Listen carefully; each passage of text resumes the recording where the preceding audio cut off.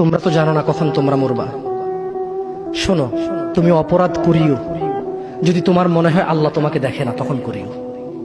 তুমি অপরাধ করিও যদি তোমার মনে হয় আল্লাহ তোমাকে জিজ্ঞেস করবে না, তুমি নিশ্চিত বেঁচে যাবা। তুমি অপরাধ করিও যদি তোমার মনে হয় যে আল্লাহ তোমার জন্য জাহান্নাম নির্ধারণ করবে, আর তুমি আল্লাহকে বলবা আল্লাহ আপনি বললেই হবে নাকি আমি জাহান্নামে যাব। যদি এই ক্ষমতার অধিকারী হও তাহলে তুমি অপরাধ করিও।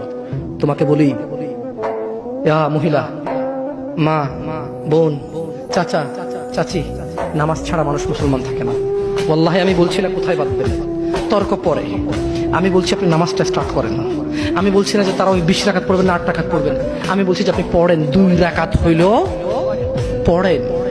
আমি বলছি যে আপনি ঈশার নামাজ 15 রাকাত দরকার নেই, আপনি শুধু 4 পড়েন। আমি কি বলছি সুন্নত বাদ দিতে? আমি বলছি যে তুমি পড়ছো না, শোনো, ভয় পেও না। ঈশার নামাজ 15 রাকাত তোমার উপরে ফরজ নয়। আমি তোমাকে না করছি না 15 রাকাত পড়তে। আমি বলছি যে তুমি নামাজই পড়ো না, 4 পড়ো। এই 4 রাকাত ঈশা না পড়লে তুমি মুসলিম নও। 3 রাকাত মাগরিব না পড়লে তুমি মুসলিম নও। 4 রাকাত আসর না পড়লে তুমি মুসলিম নও। দেখো, আমাকে দোষ দিও না। বুখারী খোলো, সালাত অধ্যায়ে যাও, আযান অধ্যায়ে যাও।